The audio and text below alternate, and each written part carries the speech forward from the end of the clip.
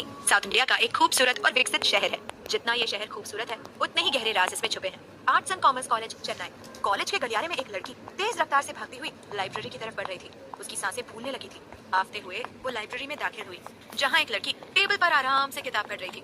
ने, ने, वो बाहर। आफती हुई लड़की बोली। टेबल पर बैठी लड़की तुरंत खड़ी हुई और उसे बैठने का इशारा किया। पानी का ग्लास पकड़ाते हुए वो बोली, पहले सांस ले बेला और फिर आराम से बात कर। एक तो तू इतनी मोटी हो गई है, तुझे सही से भागा भी नहीं जाता। चल अब बता क्या हुआ। बेला ने घूरते हुए कहा। निधि तू ज्यादा मत बोल, खुद भी कोई पतली नहीं है। हाँ पर तेरी तरह मोटी भी नहीं हूँ। निधि ने तंज कसा। बेला ने गुस्से में कहा, चुप कर, मैं तुझसे एक सीरियस बात करने आई थी और तू फालतू की बातें कर रही है। क्या हुआ? निधि ने पूछा। बाहर दो लड़के तेरा नाम लेकर झगड़ रहे हैं। एक कह रहा है निधि मेरी है, तो दूसरा बोल रहा है निधि सिर्फ मेरी है। बेला ने बताया। निधि के चेहरे पर हैरानी और डर के मिले जुले भाव उभरे। क्या? बेला गुस्से से बोली, इन बेवकूफों को कूट देना चाहिए। तुझे क्या प्रॉपर्टी समझ रखा है? मुझे बहुत डर लग रहा है बेला, मैं तो इन लड़कों की तरफ देखती भी नहीं, फिर भी ये मेरे पीछे पड़े हैं। निधि घबराई। बेला ने मजाक में कहा, भगवान करे तेरी जिंदगी में कोई ऐसा माफिया टाइप लड़का आ जाए जिसके नाम से ये लुच्चे कांप उठे। निधि के चेहरे पर डर का भाव और गहरा हो गया।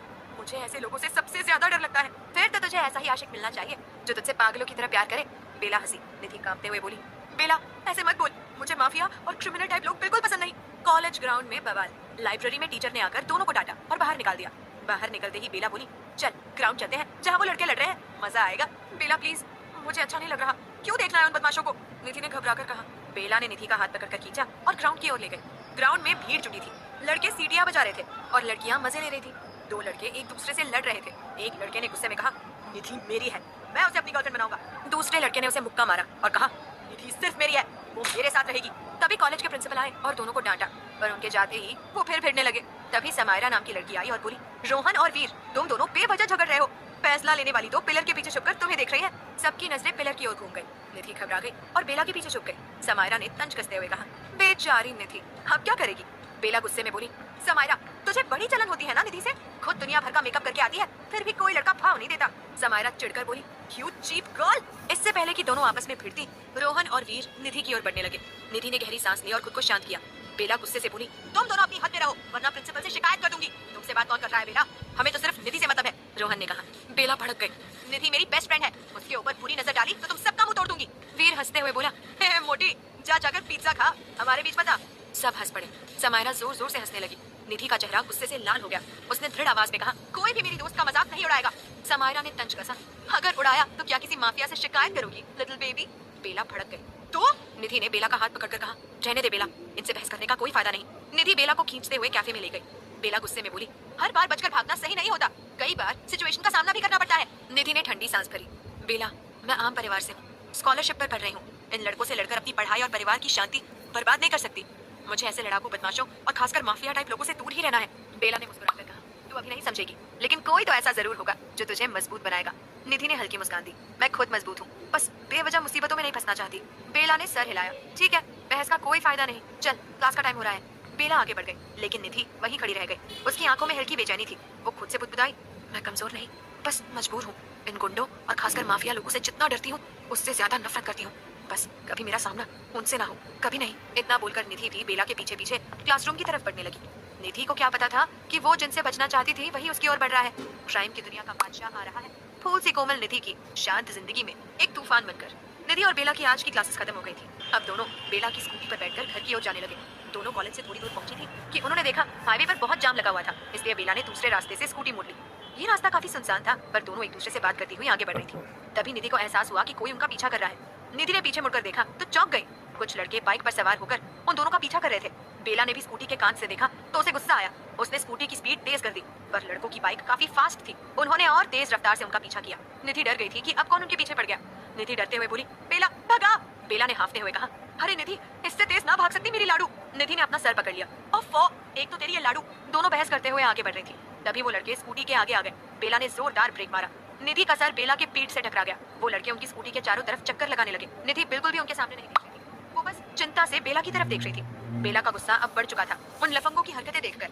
वो और निधि स्कूटी से उतरी तो उन लड़कों ने बाइक को उनके पास ले जाकर उन दोनों के चारों ओर घूमने लगे। बेला ने अपना मुक्का रेडी किया और उन लड़कों की तरफ बढ़ने लगी कि तभी पीछे से एक गाड़ी का हॉर्न सुनाई दिया। सबकी नजर उस गाड़ी पर गई। एक महंगी सी न्यू मॉडल की गाड़ी थी। काले कलर की मर्सिडीज उन सबके सामने खड़ी थी। निधि और बेला दोनों हैरानी से देख रही थी और वो लड़के भी रुककर उस खूबसूरत गाड़ी को देख रहे थे। गाड़ी कब से हॉर्न प्रेस कर रही थी, जिसकी वजह से दोनों लड़कियों ने अपने कानों पर हाथ रख दिए। बेला का तो मन कर रहा था कि ड्राइवर का मुंह तोड़ दे। सब लोग देख ही रहे थे कि तभी गाड़ी से कुछ गार्ड्स बाहर निकले और वहां की सिचुएशन का जायजा लेकर अंदर बैठे आदमी को बताने लगे। कुछ ही देर में एक हैंडसम सा आदमी, जिसकी उम्र यही कहीं 27 साल की होगी, बाहर निकला। उसने dark navy blue pant, light blue collar का शर्ट और उस पर डार्क नेवी ब्लू कलर की कोट पहन रखी थी। काले कलर के शाइन करते जूते और हाथों में एक घड़ी पहनी हुई थी। वो आदमी बाहर आया और खड़ा होकर उन लड़कों को घूरने लगा। दिखने में वो आदमी काफी हैंडसम था, लंबा सा और बॉडी काफी अच्छी खासी थी। न जाने क्यों, पर उसे देखकर बेला के दिल में कुछ कुछ हुआ।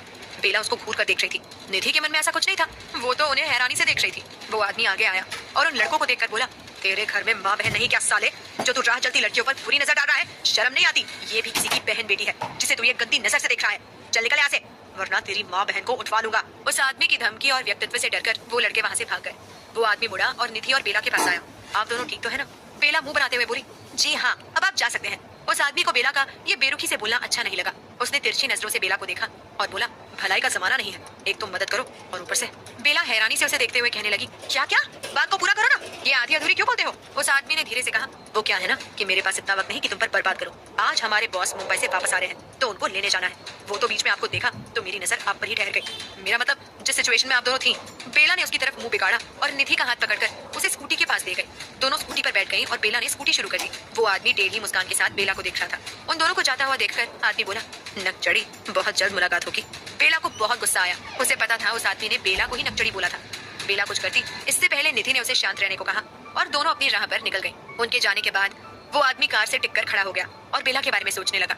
नकचड़ी है, ऐसे तो सीधा करके रहूंगा, एक बार हाथ तो लग जाइए, फिर बताता हूँ कि मैं विराट शेखावत क्या चीज हूँ। तभी एक गार्ड आया और विराट को देखकर बोला, सर जल्दी चलिए, वो आ चुके हैं और 1 मिनट की भी देरी हुई ना तो सबकी खाल उतार देंगे। विराट डर गया और फटाफट कार में बैठ गया। उनकी गाड़ी तेज रफ्तार से आगे बढ़ी। कुछ देर तक वे लोग एक जगह पर पहुंच गए। विराट गाड़ी से बाहर निकल गया और एक जगह जाकर खड़ा हो गया, एकदम सावधान की पोजीशन में। बाकी सभी आदमी भी चारों तरफ खड़े हो गए। कुछ देर बाद वहाँ पर एक चॉपर यानी हेलीकॉप्टर आया और चेन्नई की जमीन पर आकर खड़ा हो गया। चॉपर को देखकर सभी आदमियों के पसीने छूटने लगे। विराट खुद खड़ा खड़ा कांप रहा था। सबकी नजर चॉपर के गेट पर थी। एक झटके से चॉपर का गेट खुला। सब लोग डर के मारे और एक्साइटमेंट से देखने लगे। तभी वहाँ से एक आदमी उछलता हुआ बाहर आया और जमीन पर बेहाल सा गिर गया। सब लोग उस आदमी को देखने लगे जो खून से लथपथ जमीन पर पड़ा तड़प रहा था। सब लोग डर गए। विराट उस आदमी को देखकर समझ गया कि उनके बॉस आज पक्का बहुत गुस्से में है, तभी तो इसका ये हाल किया है। सबकी नजर एक बार फिर से गेट की तरफ गई तो इस बार सबकी आंखों में खौफ छा गया, क्योंकि इस बार एक बेदर्द माफिया उस चॉपर से नीचे उतर रहा था। सबने देखा एक लंबा सा और बॉडी बिल्डर आदमी, जिसने ऊपर से लेकर नीचे तक सारे काले कपड़े पहने हुए थे। उसके चेहरे पर काले चश्मे लगे हुए थे जिनसे उसकी डरावनी आंखें नहीं दिख रही हैं। वो बेदर्द आदमी एक हैवान की तरह नीचे उतरा। चॉपर के पंखे की वजह से उस आदमी के सिल्की बाल हवा में उड़ रहे थे और उसकी कपाल पर आ रहे थे। एक खतरनाक पर उतना ही हसीन बेदर्द आदमी बड़े रौब से चॉपर से नीचे उतरा और आगे बढ़ने लगा। चलते हुए उसने बड़ी शान से अपने कोट की जेब से रुमाल निकाला और अपने चेहरे पर लगे खून के छींटों को पोंछने लगा। उसने रुमाल को वहीं फेंक दिया। आखिर कौन था ये माफिया और ये किस इरादे से चेन्नई वापस आया था? और क्या बेला जल्द ही विराट से फिर मिलने वाली थी? और क्या सच में निधि की जिंदगी में कोई पावरफुल इंसान आने वाला था? जानने के लिए सुनिए कहानी in love with mafia boss, सिर्फ प्रतिलिपि FM पर।